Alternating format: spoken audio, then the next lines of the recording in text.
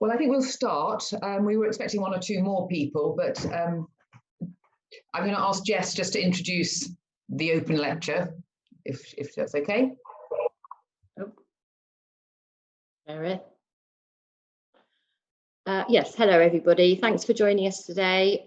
We're going to be having some conversation with RHN volunteers today, which will be interesting. Emma Cartwright is our sort of lead facilitator today, and she's our volunteer coordinator, so she knows all about it and is an expert in the subject. And we have another couple of volunteers on the Zoom as well, who Emma will no doubt introduce. If you wouldn't mind keeping your cameras on and your microphone muted whilst our speakers are speaking. There will be time for discussion, and you can ask questions live. That's absolutely fine. You can either put your hand up using the icons facility on Zoom, or you can literally just wave and we'll see you. So I hope you enjoy the talk. So welcome everybody. As Jess said, I'm the volunteer coordinator at the RHN. And I've been there for nearly 3 years now. And when I started, we were pre-COVID, and I did 5 months, and then COVID landed. And so I've seen what it was like before for volunteering, what it's been like during, and what it's like as we're emerging from it. And I have here two of my wonderful volunteers, Phil and Alex. We've been through quite a lot in the last 2 years with COVID, and I think so have the family members. And I think one of the things is sometimes the family members have been quite distressed.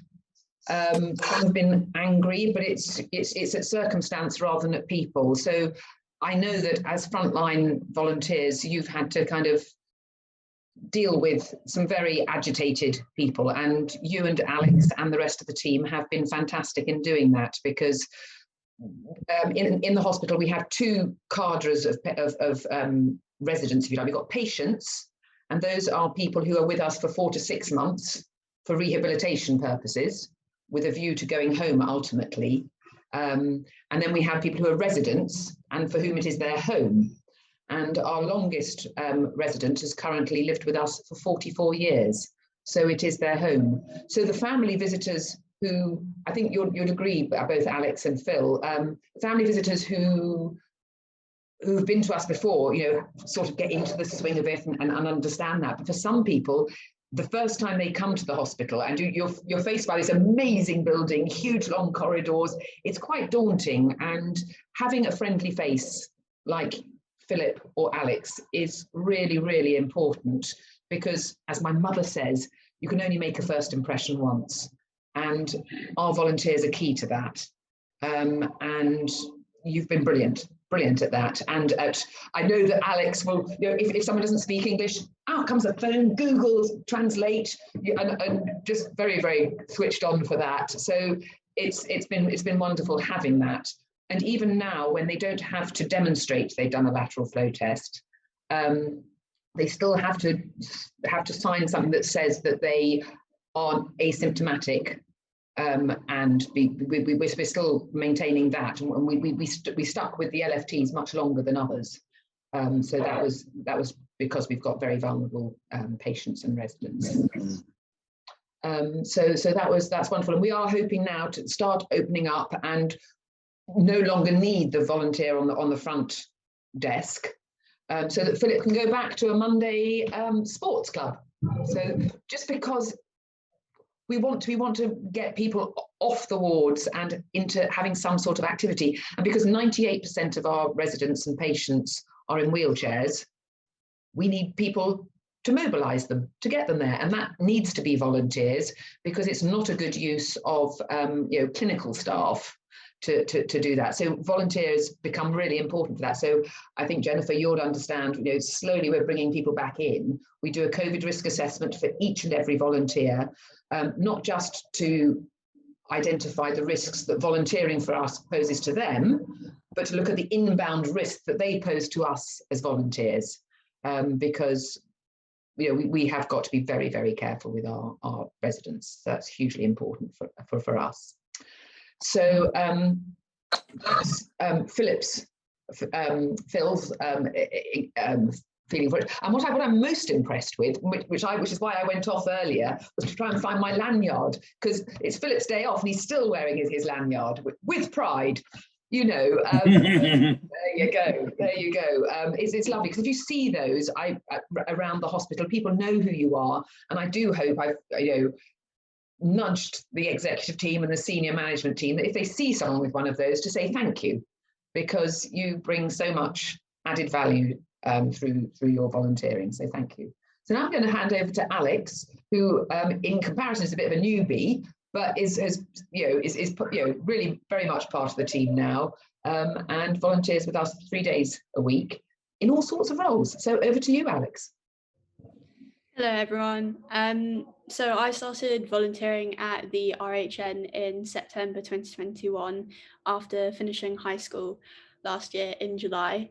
So I haven't been volunteering here anywhere near as long as Phil has. But I volunteer 3 days a week, like Emma said, and I'm on my gap year before starting my undergraduate degree this year in September to study psychology and neuroscience. So that's kind of how I came to volunteer at the RHN, my interest in neuroscience and possibly going into a role such as clinical psychology or neuroscience. As Emma said, I volunteer here 3 days a week, and on a Tuesday morning I do a reading group on one of the wards where we read everything from poems to classic literature to crime and mystery novels, and we discuss what we read in a group, making sure to really get the patients to engage with what they're hearing, and engage with the storyline, offer opinions and points of view on whether they like the story, whether they dislike it. On a Tuesday afternoon on that same ward, I help out with this activity called Coda Dance, which is being run by this company called Coda, which is an external company, which has come into the hospital. And this is truly one of the most brilliant activities that I've ever participated in. It is kind of one of a kind. It's the idea of seeing how and developing more understanding into how dance impacts and lifts the moods of patients who have suffered from neuro-disabilities. And they're at the moment they're in the process of starting to collect data for their study. And I think that's truly going to be something that's going to be groundbreaking and change the way that we look at how dance and activities such as musical therapy and interacting with patients like that, how that really helps lift their spirits. And over the course of the 8 months that I've been helping with that, I've seen such a huge improvement in the spirits of some of the patients on the ward, and it's just such a lovely, lovely thing to see. And on a Wednesday morning, I help out by reading a newspaper to some of the patients on one of the wards, and we discuss current affairs, what's going on in the world. And on a Wednesday afternoon, I help out with family visiting, which Phil has already given some information on. On a Thursday morning, I help out with the chapel service and the quiz. So it's a different quiz every single week done by our Reverend Jeff, who is amazing. He always thinks of the funniest, most unique topics to have a quiz on. For example, today our quiz was on dogs, loads of different questions about dogs. Most of us didn't know half of the answers, but that was okay. It was just fun. It was nice to have a laugh, a little giggle, finding out new random facts about Great Danes and Chihuahuas. And on a Thursday afternoon, I also help out with family visiting again. So that's really what I do at the hospital. Well, quite amazing. So that is just wonderful. And I think you saying about Coda being truly one of the most brilliant activities was lovely. I must come up and see. It's people generally in their wheelchair. I know there's this thing that's like a parachute, and then one wheelchair might go under it, and it's using upper body movements, and it's really amazing. And that was in the hospital. We have, let's say, we've got patients and we've got residents. The patients are paid, that their placement is paid for by the NHS because they're in rehabilitation, and our residents their beds are paid for by the CCG, so the local authority. So it might be that somebody lived in Newcastle, but the Newcastle CCG will pay for that bed, or if they live in Brighton, the Brighton CCG would pay for that bed. So that's where most of the funding comes from, the NHS and the CCG. But for added stuff, it comes from fundraised, things that are fundraised. And Coda Dance is one of those things that they got a grant, I think it's from the lottery, for Coda. And it is lovely to know that it is making such a difference to the wards. And it's we do, I think we've got 5 different wards, 5 different sessions in the week, which is wonderful. And having Alex helping on that is wonderful. I seem to have lost Alex in my group here. Where's Alex gone? And I can see you've got your hand up, Phil. Why have you? Yes. I've got my hand up because from what you just said, Emma, I forgot to say the hospital is very dependent on raising funds from outside the hospital in addition to the NHS and CCG funding. And I'm sure that's the same, Jennifer, in the National Rehab Hospital in Dublin, in Ireland. So did forget to say is people are encouraged, both from within the hospital, from outside the hospital, to do sports events to raise money. And so I just dropped this in. I did run I did run in the London Marathon in April 2017, 5 years ago, for the RHN. I'll just say that. So it was hard work, but lovely. Brilliant. Thank you, Phil. That's fantastic. And yes, as I say, the volunteering function is paid for by fundraised money. So like the chaplaincy, like music therapy, art therapy, all those things that are nice to have, but not central to clinical support, is fundraised for here at the RHN. So that's great. So the volunteers is part of that. And I know that Alex is going off to uni, but we do so hope we're not going to lose her completely, and she will continue to support. It's just been a joy having Alex with us, and Phil's knowledge, all that intel that he's got from way back is great. As well as you're bringing things back, how we did it before, we're sort of having to change, just slightly titrate how we do things going forward. So that's what it's like there. Does anybody have any questions for Phil or for Alex, or generally about volunteering at the RHN? Anybody?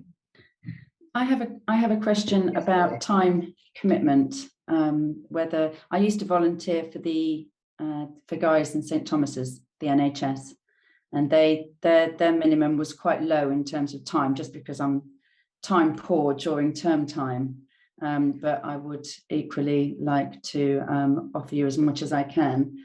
So I was doing 1 day a week at Guy's and St Thomas's, and that is fabulous. If we can have a one day a week, would be absolutely fabulous. What we tend to say is a minimum of 6 months, because doing all the onboarding takes quite a lot of time, and I'm a department of 1. So in order for it to work, Jennifer puts her hand up, we'll have to have conversations about being a department of 1. I say that, I'm in the leisure and family services, and I just wanted to quickly do a quick shout out to Sean, who is not here with us, but it's his last day, and he has been really key in doing some of the admin functions, so I'm going to miss him like anything once he's gone. He's been brilliant. He's the background info that he's got in his head. I do hope we've got 3 wishes from him, that we can go back to him 3 times and say, okay, so this is the question. Anyway, no, we asked for 6 months. It's all done on a case-by-case basis.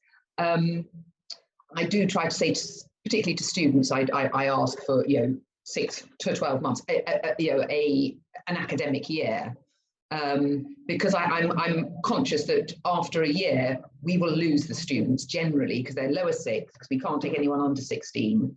So it's generally the lower 6th, and then of course they're concentrating on their A levels, so they drop off.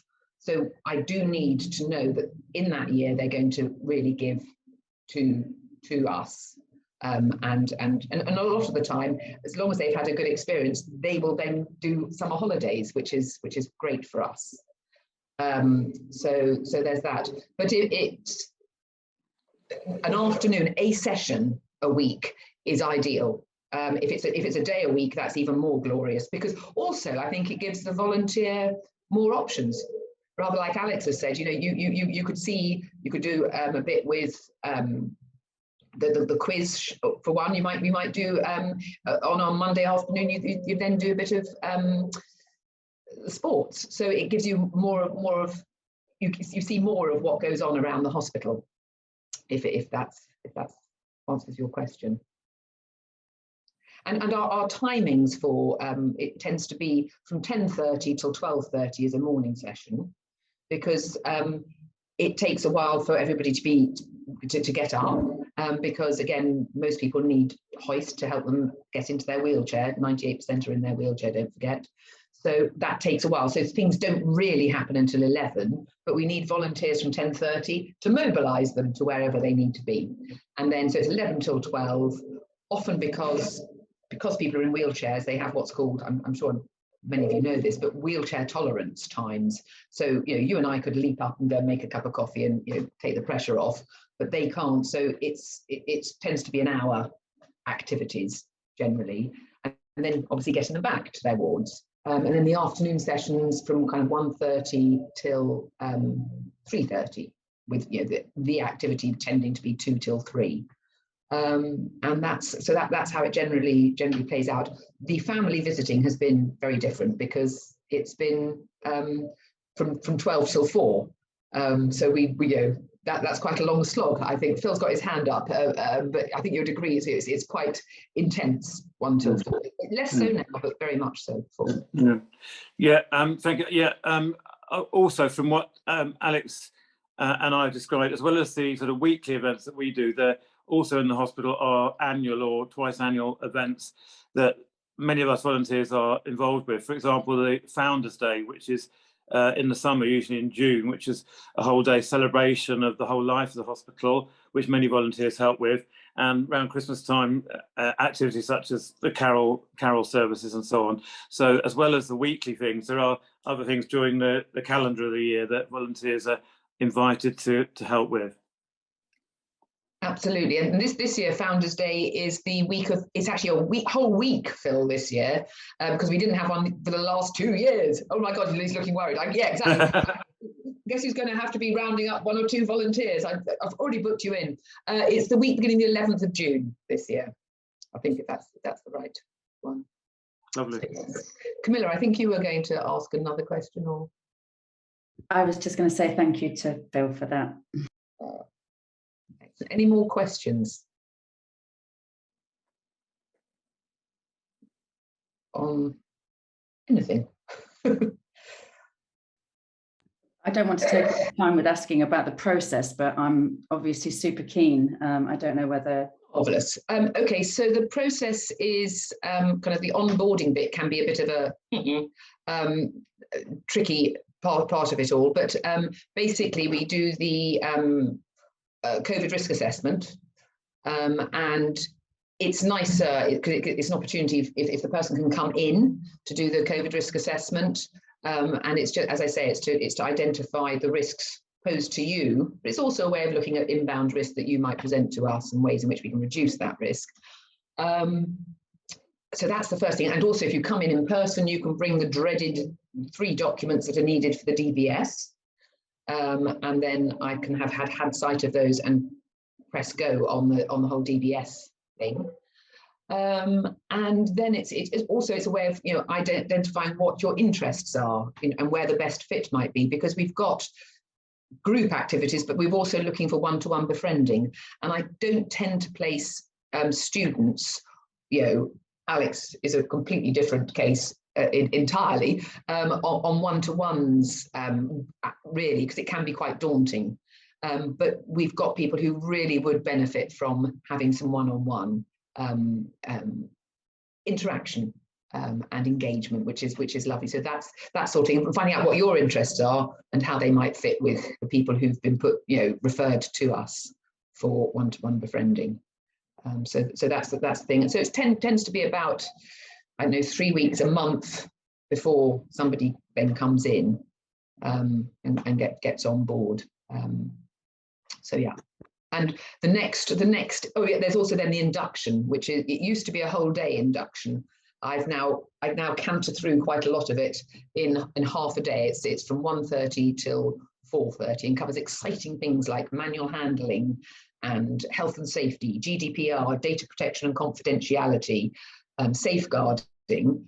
And then I leave till the end how to communicate with our residents and patients, because everyone's had enough of the other stuff and IPC. And then one of our residents comes with Amanda, who's in charge of patient safety and quality. And she also does all the Saturday activities. And she comes with this resident, and you can just see everyone kind of going, wow, wow. And everyone leaves going totally inspired. So that's a half day, and the next one is going to be on a Saturday, so that, because I've got quite a lot of students who want to come in, but so it's going to be on the 30th of April. So if you were interested and were available on the afternoon of the 30th of April, it'd be great to get in, because then the next one is not until May, and later in May. So that's what happens. And then what I try to do is each volunteer then has a volunteer placement supervisor. So rather than coming to me, who would be a bit of a bottleneck for everything, once you've been placed, that's your go-to person. You can always come back to me if you've got concerns, very happy for that. But otherwise you have a volunteer placement supervisor, and generally somebody from the leisure and family services, LAFS, would be your LAFS link as well, so that you've got people that you can go to just to sense check things if you need to. And they're all very lovely. Thank you, Phil.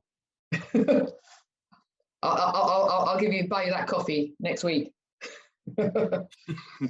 Only coffee. Yeah, it's big videoed. So yes, so it's a really good team, and we went before lockdown to a team of 125. When I started, there were 53 volunteers. I got it up to 125, and then we locked down. So I lost an awful lot of the students because they couldn't come back over time. And we've slowly been building it up. And I think we've got back up to about 70 currently, and just bringing everybody back in. But everyone has to jump through the COVID risk assessment hoop.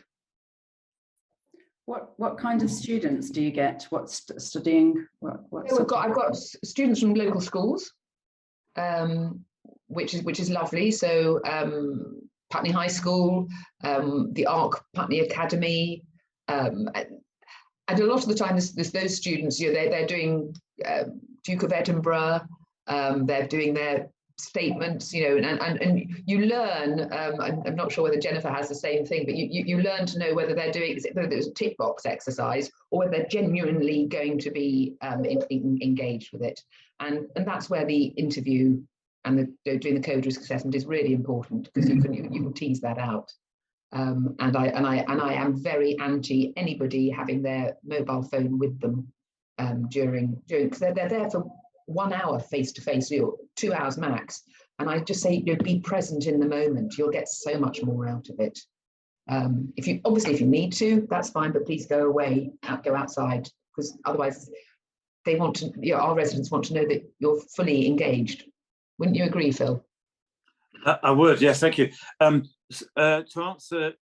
partly answer Camilla's question, so one of the loveliest sessions we had in the sports group before the pandemic hit was one of the people who's become a volunteer. At that time, she was a primary school teacher about to retire, and she had a year 6 class, so age 10, 11, and she brought several of her students from year 6, so they were, pretty young, 10, 11, who helped with the sports group, and they were absolutely incredibly good. Even at a tender age of 10, 11, they were magnificent, and they were, a complete credit to their school and to their families. So, and it was a state primary school, wonderful. So blah blah, and that a state primary school in Putney. So it was lovely. It was a real community thing. So in future, that sort of thing could happen again. It'd be wonderful. I know quite a few. Sorry, I was quite interested in that, because I'm wondering where are we with insurances? Because you can't, we wouldn't be insured now for anybody to age 10. Jennifer's could probably would go and so unfortunately, I mean, as a one-off, carefully mentored, that would be a possibility, because the energy would be fantastic, but the insurance side of things, to be really dull, we wouldn't have that cover. It's 16 and over for insurance purposes, but one has to be conscious of that, very, very much so. And I was going to say something else, and I can't think what it was. No, can't remember. Any other questions? Louise, you were thinking of volunteering somewhere, and has this made you think you would like to pursue that? Yes, absolutely. I mean, it's so inspiring, and like Camilla, I'm just so keen to get into it. So and find where the best fit is for me. So yeah, very exciting, and it just seems so rewarding and interesting. So thank you for sharing those stories. They're great. It's absolutely great, and I think the volunteers, they do bring an energy and an enthusiasm that it's noticeable for our patients and residents, and it's appreciated by the families as well. I think and Sophie, who's joined us, you've been on the kind of front desk and seen the Alex and Philip, welcoming people and just settling nerves if it's their first visit. It's been great. Yes, Sophie. I'm part of the research department. Sorry, can you hear me? Not very well. I guess that's why you can't hear me. Can you? Yeah. Okay, I'm part of the research department, and we also do training and events. And we used to have on occasion volunteers who were welcoming our delegates for conferences because it's very busy there and the staff couldn't be there. And we had one or few volunteers, and it makes a huge difference because the delegates are very pleased to see a volunteer because they can ask some questions that you're not duty bound to respond the corporate sign. Volunteers were genuine and honest and say, yeah, it's great place, the cafeteria is fantastic, all the coffee is a bit dodgy, but it's lovely, you need to see the garden. And we realized that the delegates, when we had a breakout session, were seeking those volunteers and said, show me the garden, and they went showing the garden, being very pleased and say what they were doing. And it makes a difference to people coming in to have volunteers because it send a tone that lasts for the rest of their stay with us, whether it is a few hours for a training course or 2 days for a conference. There is something different, a different energy, and there's a different presentation that's very honest and genuine, I think, as well as very rewarding. Yes, I think so, definitely. So Jess, how are we doing for time? We're fine. We've got a quarter of an hour left. I think Jennifer would like to ask a question. She's got her hand out. Jennifer, sorry, yes. Not at all. I suppose it's just a comment. I know my laptop is about to die and I'm not very close to a plug. So I just wanted to say well done on the event. I know I'm coming from a different perspective, but I think the true essence is that volunteering across the board, if some of the participants on the program today are considering volunteering, it's just such a rewarding activity. You meet people that you may not meet in your day-to-day life. You have experiences that you would not have in your day-to-day life, and it's such a wonderful thing. I think you get really practical experiential learning. Thanks for today.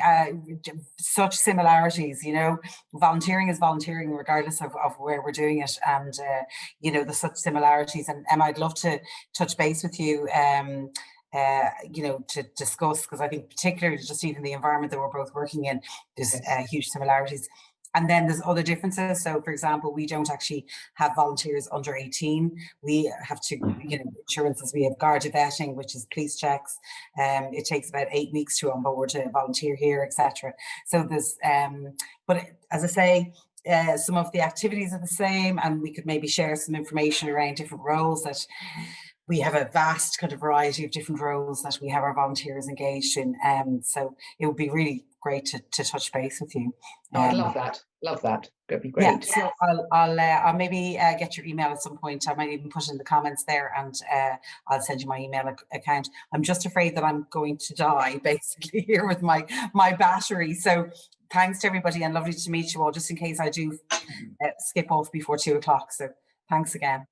God bless Ireland. It's a beautiful sunny day for once in its life. It's actually stunning weather today. So great. Thanks a million. Cheers. Thank you.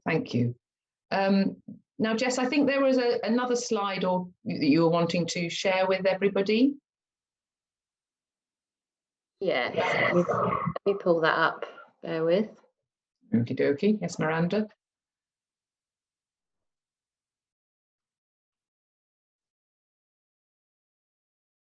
Oops. Ooh.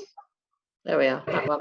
So we were talking about fundraising events that happen, and London Marathon. We've got somebody who took part in the London Marathon, which is wonderful, and the ride at London Essex 100 is obviously going in the opposite direction from Box Hill. I think it's a bit flatter. That's probably a good thing. And then we've got Supper and Song, and Supper and Song is actually totally populated by volunteers. So I've got Ron Cook, who's an actor, who's, if you were to Google him, you would recognise him. He's done a lot in the West End, and he was Parker in Thunderbirds, and he was in Mr. Selfridge. So, and he did the Christmas carols the first Christmas I was here. And then obviously couldn't for 2 years, but he's been very keen to come back. He's coming back to do that, as is Simon Paisley Day, who again is well known National Theatre, and he's been in oh gosh, what is it called? Star Wars. That's right, Star Wars, the last Star Wars film he was in. So he's going to be coming back, and he's going to be singing. It's a cabaret night, and with supper and song. And he's going to be singing the Stately Homes of England, because when he came to the building and saw this amazing Palladian mansion that was built in 1854, he thought, Stately Homes of England it has to be. So he's going to be doing that.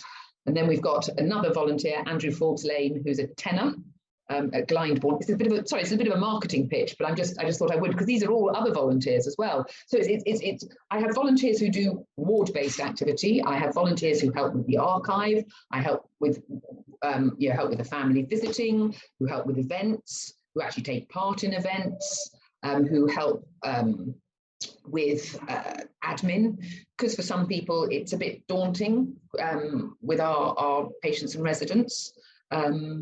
So we've got all sorts of things, but Supper and Song is the first event back on RHN soil, and it's on the 12th of, it says Thursday the 6th of May. That's no good. It's Thursday the 12th of May. That's fine. Thursday the 12th of May, and it's going to be drink on arrival, supper, then the cabaret from this. Oh, and there's another girl. She's young artist at Garsington Opera, so she's going to be involved as well. She's been volunteering. She volunteered with all the PPE supply logistics back in the middle of COVID, but she has got the most amazing soprano voice, so she's going to be taking part, probably not dressed in scrubs this time, and scrubbed up but not dressed in scrubs, and so yes, sorry, poor joke. Anyway, so those sort of events happen as well. And so volunteering has many guises. And we look to see, I try to unpick, so you've got an interest in this. Gardening group maybe, or baking group. And we even have four-legged volunteers. We've got Bobby, the Pets as Therapy dog. Oh my goodness, he gets mobbed wherever he goes. Very popular. So I'm trying to bring on board some more Pets as Therapy. So we've got a huge range of things that volunteers do for us that support everything we do. So I think that just about wraps things up. Is there anything else that anybody has got that they would like to say? Anything else that's occurred to them? No. Jess, is there anything else we need to? Is everyone's happy? I think is everyone happy for their email to be shared with me? So Jennifer, I know you sent it to me in a chat, but just if anybody wanted, I'm happy for anyone to contact me, but just send me an email. That's the best thing. Just to say, yeah, sorry, just to say that I've sent you an email. Actually, I sent you one this morning. Marvelous. So I'll follow up again on that same address.